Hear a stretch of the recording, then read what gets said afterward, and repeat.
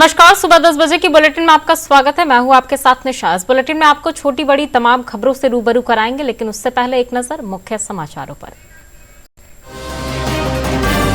प्रधानमंत्री नरेंद्र मोदी ने संयुक्त राष्ट्र समिट ऑफ द फ्यूचर कार्यक्रम को किया संबोधित। कहा, सतत विकास को प्राथमिकता देते हुए मानव कल्याण पर हमारा जोर। स्वास्थ्य मंत्री सह दरभंगा जिला प्रभारी मंत्री मंगल पांडे की अध्यक्षता में जिला कार्यान्वयन समिति की हुई बैठक। जनप्रतिनिधियों ने जिले के विकास का रोड मैप रखा। उप मुख्यमंत्री विजय कुमार सिन्हा ने लखीसराय में बाढ़ पीड़ितों को पहुंचाई जा रही राहत और बचाव कार्य का लिया जायजा। कहा, सरकार बाढ़ पीड़ितों को हर संभव पहुंचा रही है मदद। कृषि मंत्रालय की ओर से अररिया में कृषक स्वर्ण समृद्धि सप्ताह की हुई शुरुआत। किसानों को वैज्ञानिक खेती के प्रति किया जा रहा है जागरूक। पटना सिटी में सालाना जलसा एवं सीर तुनबी प्रतियोगिता का हुआ आयोजन। लोगों को शांति और सद्भाव का दिया गया संदेश। और बिहार राज्य खेल प्राधिकरण और बांका जिला प्रशासन की ओर से बांका में राज्य स्तरीय कराटे प्रतियोगिता की हुई शुरुआत।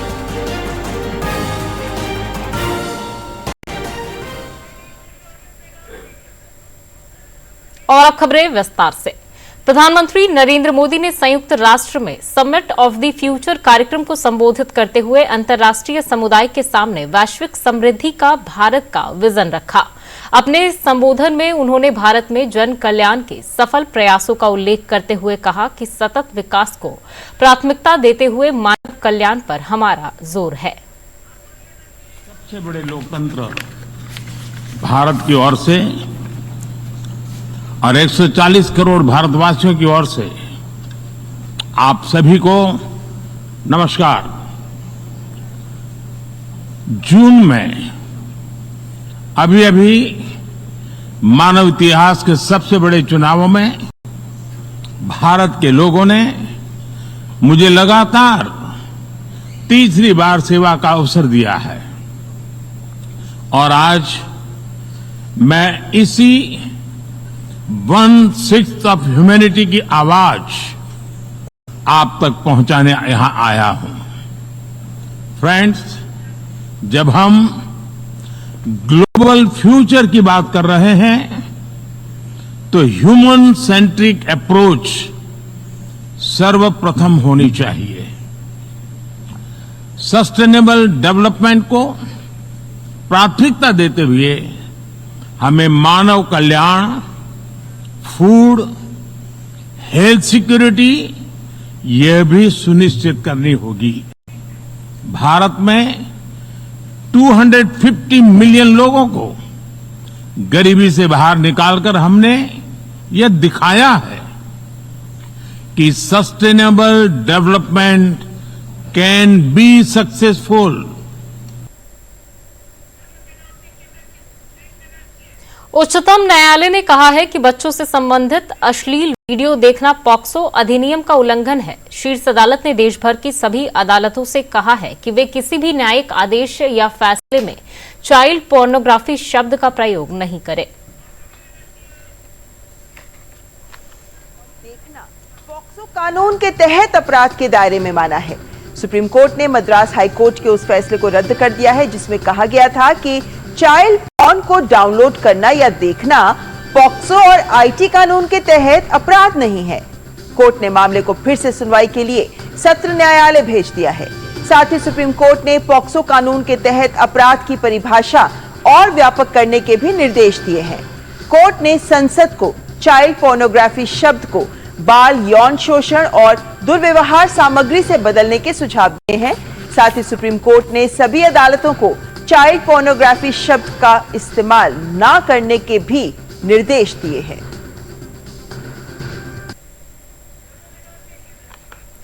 स्वास्थ्य मंत्री सह दरभंगा जिले के प्रभारी मंत्री मंगल पांडे ने कल जिला कार्यान्वयन समिति की बैठक की अध्यक्षता की। इस बैठक में विभिन्न जन प्रतिनिधियों से विषयवार विकास संबंधी जानकारी मांगी गई। इस बैठक में बिहार सरकार के मंत्री हरी सहनी, मदन सहनी, स्थानीय सांसद गोपाल जी ठाकुर ने हिस्सा लिया। बैठक के बाद संवाददाताओं से बातचीत करते हुए प्रभारी मंत्री मंगल पांडे ने कहा कि अब दरभंगा जिले का विकास और तेज गति से होगा। बहुत अच्छे माहौल में दरभंगा के समग्र विकास के लिए इस बैठक का आयोजन हुआ है और मेरा ये प्रयास होगा कि एक निश्चित समय सीमा अवधि में यह बैठक आगे भी होता रहे। उप मुख्यमंत्री विजय कुमार सिन्हा ने कहा है कि लखीसराय जिले में बाढ़ से प्रभावित लोगों को सरकार हर संभव मदद पहुंचा रही है। एक दिवसीय दौरे पर पहुंचे श्री सिन्हा ने समाहरणालय स्थित मंत्रणा कक्ष में बैठक करते हुए अधिकारियों को निर्देश दिए। उन्होंने कहा कि बाढ़ से सबसे अधिक प्रभावित पिपरिया, बढ़ैया और सूर्यगढ़ा प्रखंड में बाढ़ पीड़ितों के लिए सामुदायिक किचन, मेडिकल कैंप और दवाओं की समुचित व्यवस्था की गई है।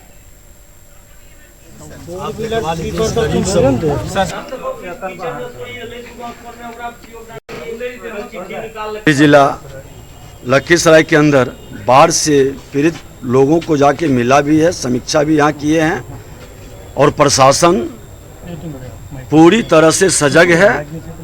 सरकार पूरी तरह से आपदा से जुड़े लोगों के लिए मदद करने के लिए तैयार बैठी है। वो शुरुआत भी हो चुकी है। कहीं कोई दिक्कत है, सूचना है तो जनप्रतिनिधि वर्तमान हो, पूर्व हो, सभी लोग यहाँ के जिलाधिकारी, यहाँ के एसडीओ, सीओ, बीडीओ और आम पब्लिक, बिहार सरकार, एनडीए की सरकार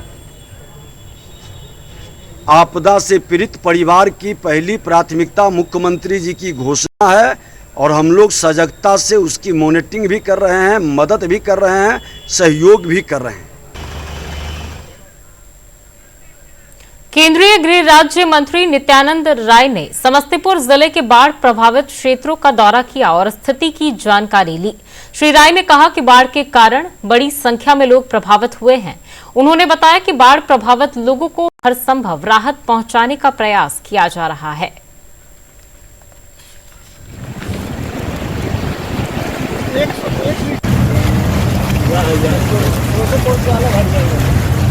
गंगा मैया आई हैं, नुकसान काफ़ी हुआ है, लोगों का जीवन अस्त व्यस्त हो गया है। यहाँ बिहार सरकार और जिला प्रशासन और यहाँ के स्थानीय विधायक, सभी जनप्रतिनिधि और सभी समाज सेवी कार्यकर्ता जो वास्तव में इस प्रकार की आपदा से दुखी हैं, सब लोग मिलकर हर प्रकार से अपनी सेवा और सुविधा पहुँचाने के लिए लगातार काम कर रहे हैं। यहाँ सामुदायिक रसोई घर बनाकर लोगों को भोजन की आपूर्ति की जा रही है, नाव की व्यवस्था है, मेडिकल कैंप बना है और जिस प्रकार की यहाँ है, यह क्षेत्र बाढ़ क्षेत्र घोषित शीघ्र ही हो जाएगा। जिस प्रकार की आपदा, जिस प्रकार की बक्सर के केशवपुर में गंगा के जल को आर्सेनिक मुक्त कर पीने योग्य बनाकर लोगों तक पहुंचाने की बहुआयामी ग्रामीण जलापूर्ति योजना लगभग पूरी हो चुकी है। केशवपुर में 168 करोड़ रुपए की लागत से बनाई जा रही इस योजना का 95% कार्य पूरा हो चुका है। जल्द ही इसे पूर्ण रूप से चालू करेगा। पेश एक रिपोर्ट।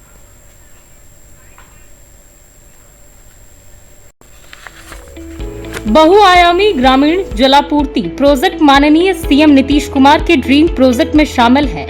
इस प्रोजेक्ट की शुरुआत के आधार में ही आर्सेनिक प्रभावित क्षेत्रों में लोगों को शुद्ध जल पहुंचाना बना था। ऐसे में प्रदेश सरकार और केंद्र सरकार के सहयोग से बक्सर के केशवपुर में गंगा किनारे इस प्रोजेक्ट की शुरुआत हुई, जिसमें गंगा से पानी लेकर मैकेनिकल तरीके से साफ किया जाए ताकि लोगों को शुद्ध जल मिल सके। यह क्षेत्र आर्सेनिक प्रभावित इलाका है। यहाँ पर लोगों को शुद्ध जल नहीं मिलने के कारण कई गंभीर बीमारियों का सामना करना पड़ता था। इस इलाके के लोगों का हाल यह था कि शरीर पर बड़े बड़े फोड़े और घाव हो जाते थे। किडनी और लिवर में समस्याएं होती थी। फिर चाहे आप निजी बोरिंग करवा ले या चापाकल लगवा ले, पानी में आर्सेनिक होता ही है। इससे बच्चों का विकास रुकता है। जवानी में भी बुढ़ापे के लक्षण आने लगते थे। पूरी परिस्थिति को देखते हुए प्रदेश सरकार ने गंगा के पानी को शुद्ध करके आम लोगों तक पहुंचाने के लिए योजना बनाई। शुरुआत में कुछ कठिनाई आई, लेकिन अब ये प्रोजेक्ट बनकर लगभग तैयार है। बिल्कुल, जैसा मैंने बताया, ये क्षेत्र जो है आर्सेनिक प्रभावित रहा है। विभिन्न प्रकार की बीमारियों से संबंधित भी जानकारी इस क्षेत्र में प्राप्त हुई है। बहुत सारी रिसर्च ने भी इसको बताया। तो निश्चित रूप से उसी को ध्यान में रखते हुए इस योजना को क्रियान्वित किया गया है और पीएचईडी विभाग बहुत तेजी से इसमें काम कर रहा है। हम लोग उम्मीद कर रहे हैं कि 100% कार्य जल्दी पूर्ण। कहावत है कि हर रात के बाद सुबह आती है। कुछ ऐसा ही यहाँ भी देखने को मिल रहा है। केशवपुर के इस योजना से लाखों लोगों की जिंदगी बदलेगी। अब तक इस प्रोजेक्ट का 95% काम पूरा हो चुका है। जिलाधिकारी ने बताया कि आने वाले दिनों में इस क्षेत्र के 95 वार्डों में 36,000 परिवारों को शुद्ध जल पहुंचाने की तैयारी है, जो जल्द ही शुरू हो जाएगा। नहीं, वही जैसा मैंने बताया, लगभग 90 से 95% इस योजना का कार्य पूर्ण है। कुछ शेष जो है विभागीय स्तर से प्रशासनिक स्वीकृति की जो है उम्मीद है, मुझे उम्मीद है कि वो भी बहुत जल्दी मिल जानी चाहिए और शीघ्र हम लोग इसमें 100% कार्य पूर्ण करा दें। कितने घरों को प्रभावित करेगा सर? लगभग 36,000 जो है हाउस होल्ड में कनेक्शन दिया जा रहा है। सरकार की इस योजना से लाखों लोगों को फायदा मिलेगा। सीएम नीतीश कुमार के ड्रीम प्रोजेक्ट से बक्सर के लाखों लोगों की जिंदगी बदल सकती है। दूरदर्शन समाचार के लिए बक्सर से पुष्पेंद्र पांडे की रिपोर्ट। राष्ट्र कवि रामधारी सिंह दिनकर की 116वीं जयंती के अवसर पर बेगूसराय जिले के सिमरिया स्थित दिनकर उच्च विद्यालय में विशेष कार्यक्रम का आयोजन किया गया। इस अवसर पर राज्यपाल राजेंद्र विश्वनाथ आर्लेकर ने समारोह को संबोधित करते हुए कहा कि दिनकर राष्ट्र कवि ही नहीं बल्कि उनकी प्रतिष्ठा विश्व कवि की है। समारोह में केंद्रीय मंत्री गिरिराज सिंह, प्रदेश के वन एवं पर्यावरण मंत्री प्रेम कुमार सहित अन्य गणमान्य लोग शामिल हुए। दिनकर को पढ़िए, शेक्सपियर की कविता कहीं की नहीं रहेगी, टॉल्स्टॉय की कविता कहीं नहीं रहेगी।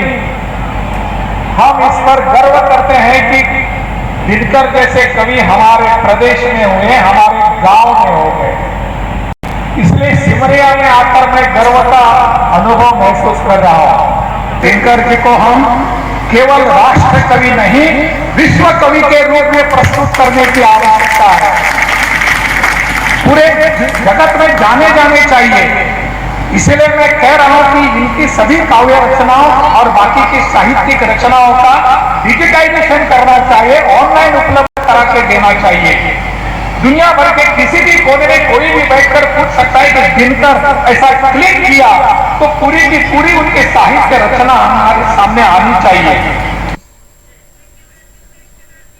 कृषि विज्ञान केंद्र अररिया और कृषि मंत्रालय भारत सरकार की संयुक्त तत्वाधान में अररिया जिले में कृषक स्वर्ण समृद्धि सप्ताह की शुरुआत हुई। इस कार्यक्रम में किसानों को प्रतिदिन अलग अलग फसलों के खेती और उससे जुड़े नवीनतम तकनीक की जानकारी दी जाएगी। कार्यक्रम की शुरुआत करते हुए सांसद प्रदीप कुमार सिंह ने बताया कि ऐसे आयोजनों से किसानों को बदलते मौसम में वैज्ञानिक खेती के प्रति जागरूकता बढ़ती है। बदलते जलवायु जो परिवर्तन हो रहा है, इससे आधुनिक समय में आधुनिक तरीके से, वैज्ञानिक तरीके से किसानों को अवेयरनेस लाने के लिए यह गोष्ठी हो रहा है कि अब हम लोगों को कैसा खेती करना चाहिए वैज्ञानिक तरीके से, और बदलते जलवायु में किस प्रकार का खेती कब करना चाहिए, उसी पे जानकारी के लिए यह 1 हफ्ता चलेगा कार्यक्रम। किसान को जगाना है और बदलते समय में, बदलते मौसम में कैसे लोग किसान खेती करेगा, किसानी, उसी की जानकारी कृषि विज्ञान केंद्र अररिया में वैज्ञानिकों द्वारा दिया गया। उसी कार्यक्रम में हम लोग आए थे। पटना सिटी स्थित ओरिएंटल कॉलेज में सालाना जलसा एवं सिरतुनबी प्रतियोगिता का आयोजन किया गया। कार्यक्रम के बारे में जानकारी देते हुए इस्लामिक स्कॉलर शमीम मुनियामी ने बताया कि कार्यक्रम में लोगों को अमन, शांति और सद्भाव का संदेश दिया गया। उन्होंने कहा कि इस्लाम सही मायनों में सोशल जस्टिस और समाज में सभी की बराबरी का संदेश देता है। कोई 1100 रुपए, बहुत सारे स्टॉक है, उनमें से जो आया कुछ बात है उनने हमने अब हम जमीन पे कर दी थी और बड़ी खूबसूरती के साथ कर दी थी, बल्कि रहीमन ने कर दी थी। और रहीमन ने जो बात कही थी वो बड़ी खूबसूरत थी कि फरमाया कि निंदक नियम राखिए, जो आपकी निंदा कर दे, आलोचना कर दे, आप पर तनकीद कर दे, उसको गर्दन में हाथ देके बाहर न निकालिए, वरना आप भी गर्दन में हाथ देके एक दिन निकाले जाएंगे। और अगर आप चाहते हैं कि आपको सम्मान और इज्जत मिले तो जिसने आप पर उंगली उठाई है उसे बुला के बगल की कुर्सी पर बैठा दीजिए। ऐसी मान्यता है कि गया की प्रेत शिला में पिंडदान करने से अकाल मृत्यु को प्राप्त पितरों को ब्रह्म लोक की प्राप्ति होती है। बड़े बुजुर्ग बताते हैं कि भगवान राम ने भी ब्रह्म कुंड में स्नान कर यहां पिंडदान किया था। देखिए गया से जितेंद्र कुमार सिंह की ये खास रिपोर्ट। बिहार के गया में चर्चित पितृपक्ष मेला चल रहा है। ये मेला 17 सितंबर से शुरू होकर 2 अक्टूबर तक चलेगा, जिसमें 45 पिंड वेदियों पर पिंडदान का विधान है।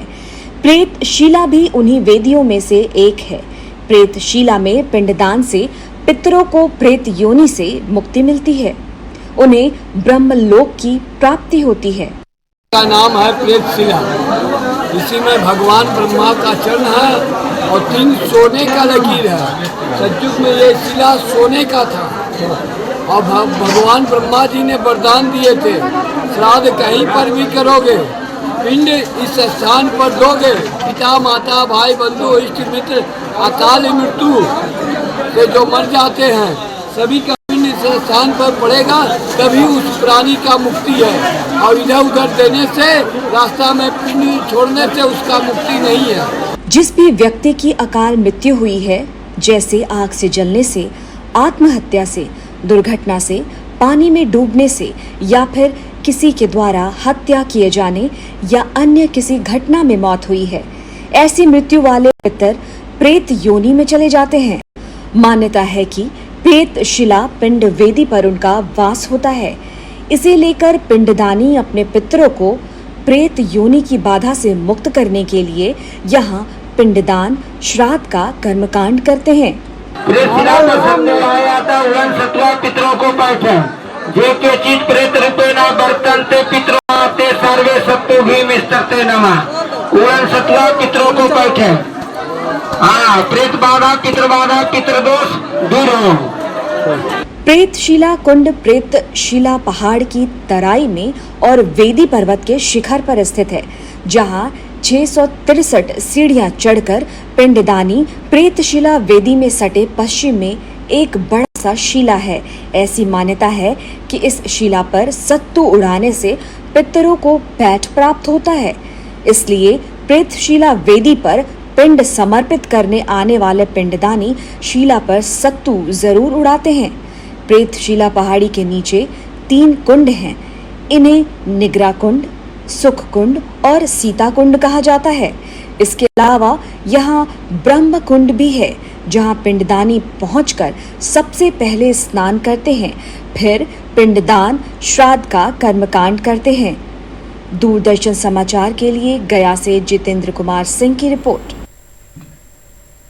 बिहार राज्य खेल प्राधिकरण और बांका जिला प्रशासन की ओर से बांका में राज्य स्तरीय कराटे प्रतियोगिता का आयोजन किया गया। इस प्रतियोगिता का उद्घाटन करते हुए खेल मंत्री सुरेंद्र मेहता ने बताया कि मुख्यमंत्री के नेतृत्व में बिहार में खेल की संभावनाएं बढ़ी हैं और प्रदेश खेल की हर विधा में बेहतर प्रदर्शन कर रहा है।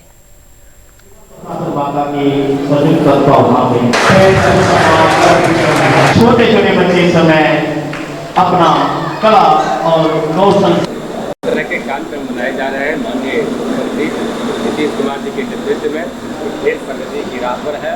खेल बिहार में काफी तेजी के साथ आगे बढ़ रहा है। बिहार सरकार की एक नई नीति आई है, उसके तहत 2 मुख्य बिंदु हैं। पहला ये है कि हर पंचायत में एक खेल स्टेडियम जो है उसका निर्माण जो है कराया जाएगा। तो उसके लिए बांका जिले में भी हम लोग जमीन को चिन्हित कर रहे हैं और उसके विकास के लिए भी हम लोग प्रतिबद्ध हैं। और साथ ही हर पंचायत में स्पोर्ट्स क्लब का गठन, जो कि सभी कोई भी व्यक्ति जो भी अपना क्लब बनाना चाहता है पंचायत स्तर पर, वह स्पोर्ट्स की वेबसाइट पर जा करके, बिहार स्पोर्ट खेल डिपार्टमेंट जो है उसकी वेबसाइट पर जा करके अपना उसको रजिस्टर भी कर। बिहार में साल 2005 के बाद से बड़ा बदलाव देखने को मिला है। एक लंबे वक्त तक बिहार को बीमारू राज्य कहा जाता था। आर्थिक गतिविधियों में पिछड़ने के कारण राज्य को अक्सर बेरोजगारी और पलायन का ताना दिया जाता था, मगर अब राज्य की तस्वीर बदल रही है। यहां अडानी से लेकर टाटा ग्रुप तक की कंपनियां निवेश कर रही हैं। देखें एक खास रिपोर्ट। 1980 के दशक में जनसांख्यिकीविद आशीष बोस ने तत्कालीन प्रधानमंत्री राजीव गांधी को एक रिपोर्ट सौंपी। इस रिपोर्ट में बिहार को शिक्षा, रोजगार, उद्योग, स्वास्थ्य सेवा जैसे सूचकांक पर पिछड़ने के कारण बीमारू राज्य कहकर संबोधित किया गया था, मगर अब राज्य की तस्वीर में बड़ा बदलाव आया है। कई बड़े उद्योग घराने राज्य में निवेश करने की तैयारी कर रहे हैं। इसमें अडानी ग्रुप से लेकर टाटा और पेप्सिको ग्रुप तक शामिल है। सरकारी आंकड़ों की माने तो 2022 से 2024 के बीच 12,000 करोड़ रुपए के इन्वेस्टमेंट प्रपोजल बिहार को मिले। 2016 से 2022 के बीच यह आंकड़ा 2500 करोड़ रुपए था। वर्तमान में 278 कंपनियों ने 50,530 करोड़ रुपए के निवेश के लिए समझौता ज्ञापन पर हस्ताक्षर किया है। इसमें लगभग 36,000 करोड़ रुपए का निवेश सभी औपचारिकताओं के बाद जमीन पर होने जा रहा है। बिहार के उद्योग मंत्री नीतीश मिश्रा बताते हैं कि इस साल अप्रैल से लेकर अगस्त तक राज्य सरकार ने 3,000 करोड़ रुपए के प्रोजेक्ट को स्वीकृत किया है। टोटल इन इंडस्ट्रियल कॉरिडोर में जो 12 बनने हैं उसमें भारत सरकार लगभग 28,000 करोड़ खर्च करेगी इसके इंफ्रास्ट्रक्चर को बिल्ड करने में। और इसके अलावा जो निवेश होगा तो ये एक मैन्युफैक्चरिंग क्लस्टर, क्योंकि भारत को अब विश्व स्तर पर एक मैन्युफैक्चरिंग हब के रूप में उसको भारत को प्लेस करने की दिशा में हम लोग बढ़े हैं। और एक गणना के अनुसार लगभग 1 मिलियन मतलब 10 लाख डायरेक्ट एम्प्लॉयमेंट और लगभग 3 मिलियन मतलब 30 लाख इनडायरेक्ट एम्प्लॉयमेंट इस कॉरिडोर के बनने से होगा। बिहार में गया जिला का आदिकाल से आध्यात्मिक महत्व रहा है, मगर केंद्र सरकार की मदद से यहां स्मार्ट इंडस्ट्रियल सिटी बनाने से औद्योगिक महत्व भी बढ़ जाएगा। प्रधानमंत्री का सपना पूर्वोदय का है। इसमें बिहार पूरे उत्तर पूर्वी राज्यों के लिए एक गेटवे के रूप में काम कर सकता है। इसमें राज्य में 30 लाख रोजगार के सृजन की संभावना है। बिहार में लैंड बैंक के रूप में औद्योगिक क्षेत्र के लिए 9,438 एकड़ जमीन है। इसमें 4,766 एकड़ जमीन उद्योग लगाने को आवंटित की गई है। बिहार सरकार के पास अभी भी 3,706 एकड़ जमीन आवंटन के लिए बची है। ये देखिए, पिछले अगर 2 दशक की बात हम करते हैं तो उस समय से मुख्यमंत्री श्री नीतीश कुमार जी आए हैं और उनके आने के बाद उद्योग में उनकी रुचि काफ़ी बढ़ी है। नई पॉलिसी 2006 में आई, 2011 में आई, फिर 2016 में आई, तो पॉलिसियाँ आ रही हैं। अभी थोड़े दिन पहले और कुछ पॉलिसियाँ नई सेक्टर स्पेसिफिक पॉलिसीज़ भी आई हैं। तो ये एक सोच बताता है कि सरकार किस ढंग में आगे बढ़ना चाहती है। राज्य में 1 सितंबर 2016 से पहले कोई निवेश प्रोत्साहन नीति नहीं थी। जानकार कहते हैं कि नीति का ना होना इन्वेस्टमेंट पिछड़ने की बड़ी वजह थी। हालांकि नीतीश कुमार ने इस पर बड़ी पहल की। साल 2016 में नीतीश सरकार निवेश प्रोत्साहन नीति लेकर आई। 4 साल बाद सरकार ने 2020 में पॉलिसी में कुछ अतिरिक्त बदलाव किए। बिहार सरकार ने निवेश नीति के तहत निवेश करने वाली कंपनियों को रजिस्ट्रेशन और स्टैंप ड्यूटी में छूट दी। इन्वेस्टमेंट के लिए कर्ज के ब्याज पर भी सब्सिडी दी गई। जीएसटी, बिजली और भूमि परिवर्तन शुल्क पर भी सरकार राहत दे रही है। इन फैसलों से इन्वेस्टमेंट धीरे धीरे राज्य में आने शुरू हो गए हैं। बिहार सरकार का कहना है कि कानून व्यवस्था की स्थिति में सुधार के कारण निवेश में तेजी आई है। इसके साथ ही सरकार निवेशकों को हर संभव मदद उपलब्ध करा रही है। इससे निवेशकों का उत्साह बढ़ा है। डीडी न्यूज के लिए पटना से मधुरेश नारायण की रिपोर्ट। और अब आइए फटाफट में देखते हैं 3 मिनट में 10 खबरें।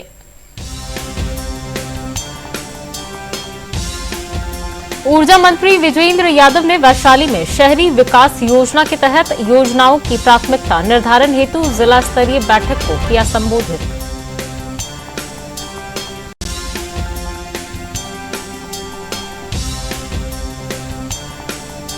राजद छोड़कर जदयू में शामिल हुए पूर्व मंत्री श्याम रजक बने जदयू के राष्ट्रीय महासचिव। मुख्यमंत्री नीतीश कुमार ने तत्काल प्रभाव से किया नियुक्त।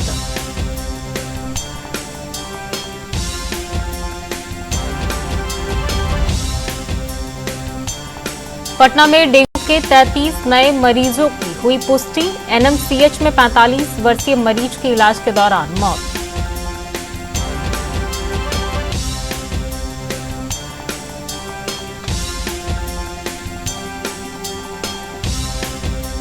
औरंगाबाद में डेंगू के बढ़ते मामले को लेकर जिला प्रशासन अलर्ट। जिलाधिकारी श्रीकांत शास्त्री ने लोगों को जमे पानी के निकासी के लिए किया जागरूक।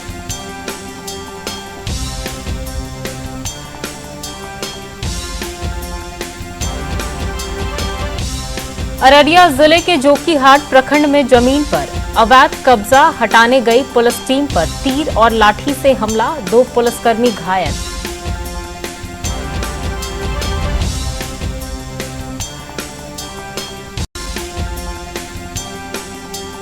स्वच्छता सेवा पखवाड़े के अवसर पर पूर्णिया भाजपा की ओर से स्वास्थ्य शिविर का किया गया आयोजन। जरूरतमंदों के बीच हुआ दवाई का वितरण।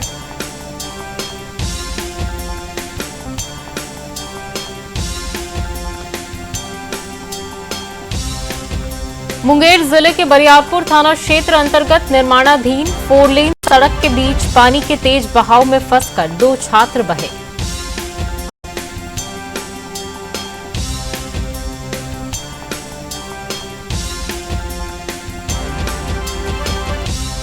भाकपा माले ने पटना के फुलवारी शरीफ प्रखंड कार्यालय में गरीब परिवारों को मुआवजा राशि देने के लिए किया धरना प्रदर्शन।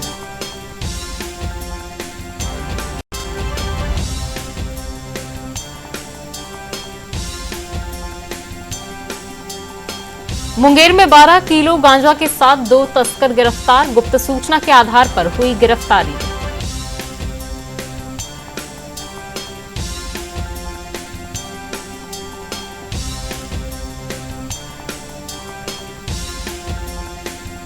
दरभंगा में बिहार राज्य खेल प्राधिकरण की ओर से बालिका हैंडबॉल प्रतियोगिता की हुई शुरुआत। मंत्री हरीश सहनी ने प्रतियोगिता का किया उद्घाटन।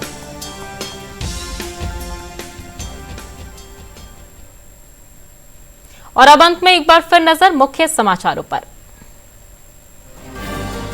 प्रधानमंत्री नरेंद्र मोदी ने संयुक्त राष्ट्र में समिट ऑफ द फ्यूचर कार्यक्रम को किया संबोधित। कहा, सतत विकास को प्राथमिकता देते हुए मानव कल्याण पर हमारा जोर।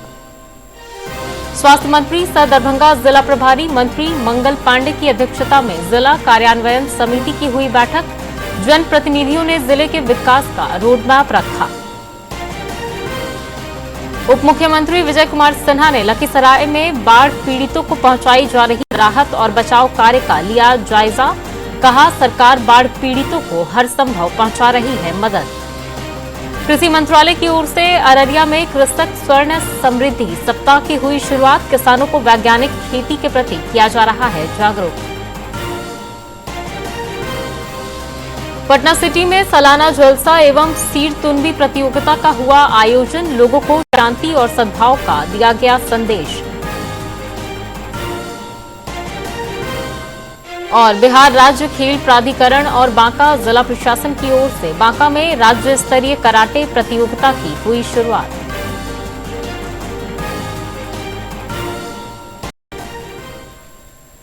फिलहाल के लिए इस बुलेटिन में बस इतना ही। मुझे दीजिए इजाजत। नमस्कार।